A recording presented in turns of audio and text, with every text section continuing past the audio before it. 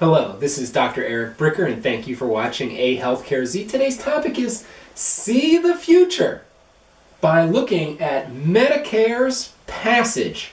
So this reminds me of the Winston Churchill quote, "If you want to see the future, look to the past." And the further we look into the past, guess what? It actually tells us exactly what the future of healthcare in America is going to look like. So that's the story I'm going to tell you today. And it starts off like literally 100 years ago, almost 100 years ago, with FDR and his New Deal and the passage of Social Security. Because believe it or not, with the New Deal and the safety net that FDR wanted to create, he wanted healthcare to be a part of that. But he thought it was too risky. Having a healthcare safety net run by the federal government is what FDR had in mind. But he didn't get everything he wanted, and he really wanted Social Security. He really wanted those payments for seniors, so he left healthcare out of it. But it was part of his initial vision. So, why did he leave it out? Because doctors and the American Medical Association knew that FDR wanted to do this, and they said they in no way, shape, or form wanted the government involved in the sacred relationship between the doctor and the patient. So they were vehemently against it, and back then, doctors in the AMA were actually very politically powerful. Now, this desire coincided with, over the course of the 30s, 40s, 50s, and 60s, tremendous advancements in medicine that required an increase in hospitalization for all the technology that could then be deployed to help people. So before FDR and the New Deal, you would go to a hospital to convalesce, but frankly, there wasn't much you could do there, right? There wasn't even any penicillin. It wasn't until World War II that you had penicillin. You couldn't do any blood transfusions. The first blood bank wasn't invented in America until 1950. So you started having all this healthcare stuff that you could do. And so hospitalizations, especially for seniors, started going through the roof because of the revolution in medicine in the 20th century. Okay, so Truman wants to carry the torch of FDR. He wants to have a national healthcare safety net. President Kennedy wanted to have a national healthcare safety net. They're carrying the torch. Okay, now, believe it or not, it was the media that actually branded this idea Medicare. And that's where the term Medicare comes from. It wasn't somebody in the government. It was a media term for that healthcare safety net.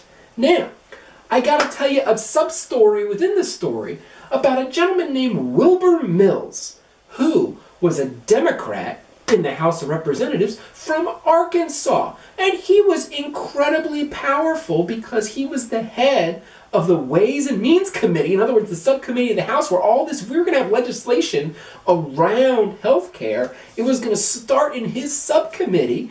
And he was a really interesting guy.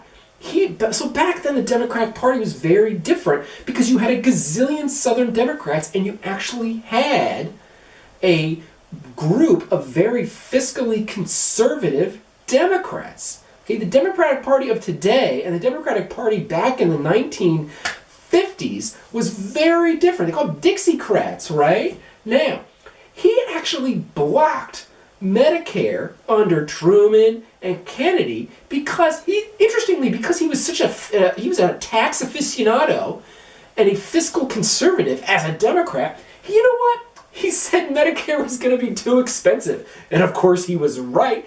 But he says, look, I don't have an ideological problem with Medicare. We just can't afford it. And so that's why he never let it get passed. And the AMA had obviously very close relationship with Wilbur Mills because he was stopping this Medicare, which the AMA didn't want. Okay, so as a small concession, they passed something called the Kerr-Mills Act, which was going to be sort of a Medicare light to be administered by the states. Now, there were very strict criteria of who would qualify for this government-sponsored healthcare run by the states. So it was very small, but it was a teeny, incy-wincy baby step in 1960 called the Kerr-Mills Act.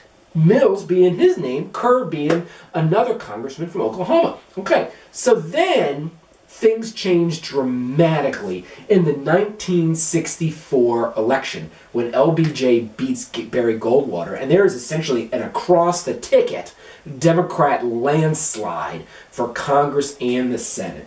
And so this idea, this New Deal safety net of health care is still on the agenda, right? FDR, Truman, Kennedy, LBJ. LBJ did not make this idea up.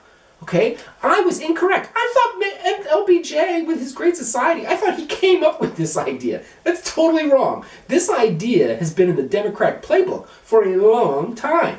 So, they wanted to do this hospital program because hospitalizations were so expensive, but then there was another group of more conservative folks in Congress who said, well, we want to do this, and actually by some Republicans who said, well, can we make it optional and individuals actually have to pay into it? And that would be that was a competing idea with this hospital insurance. They're like, we'll just have people pay premium in, and it will only be for doctor coverage. Okay? So then you get the sausage making of how legislation's actually made.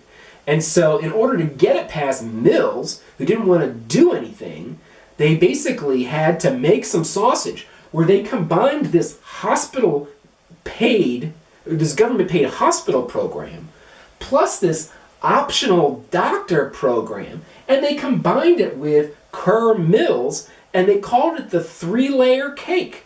And it became Medicare. And that's why we have Medicare Part A, which is the hospital coverage. That was one idea for legislation. That's why we have Medicare B, where you actually have to pay premium, and that's the doctor coverage. Okay, that was a second piece of legislation. And that's why you have then Medicaid, because that's what Kerr-Mills became, administered by the states, right? That's Medicaid.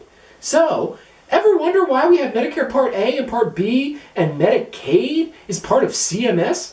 It's because of the sausage making that was needed in 1965 to get the legislation passed. Fascinating. Now, here is what they did and the AMA knew that they were lost, but this is what they did to finally get the doctors and the hospitals on their side.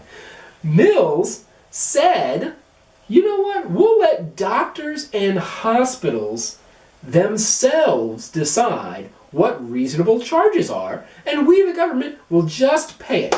That's right. They let hospitals and doctors decide what they would get paid. And guess what happened? The costs went through the roof, and it wasn't until prospective payment in the early 1980s under Ronald Reagan that they finally said, hey, let's actually have the government set the reimbursement rate, not the doctors and hospitals themselves. Okay, let me wrap it up here. Here's the punchline. Here's the final vote. In the House for Medicare, it was 237 Democrats yes, 70 Republicans said yes. In the House, 48 Democrats said no, and 68 Republicans said no. Look at that. Almost the same number of Republicans said yes and no.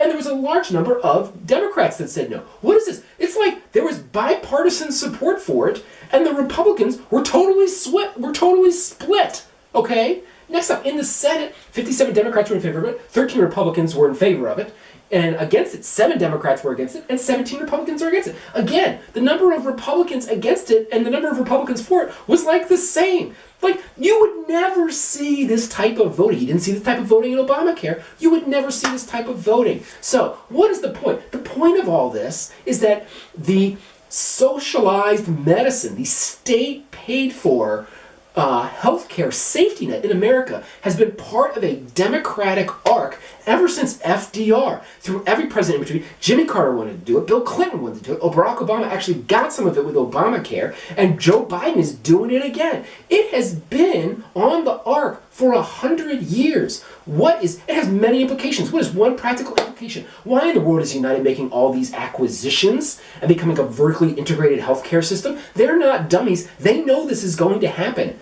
Okay, it's been happening for 100 years. It might take another 25, 50, another 100 years. It is going to happen. And United is positioning themselves to be a massive government contractor for when the government eventually takes over healthcare. They essentially are going to be the Lockheed Martin of healthcare.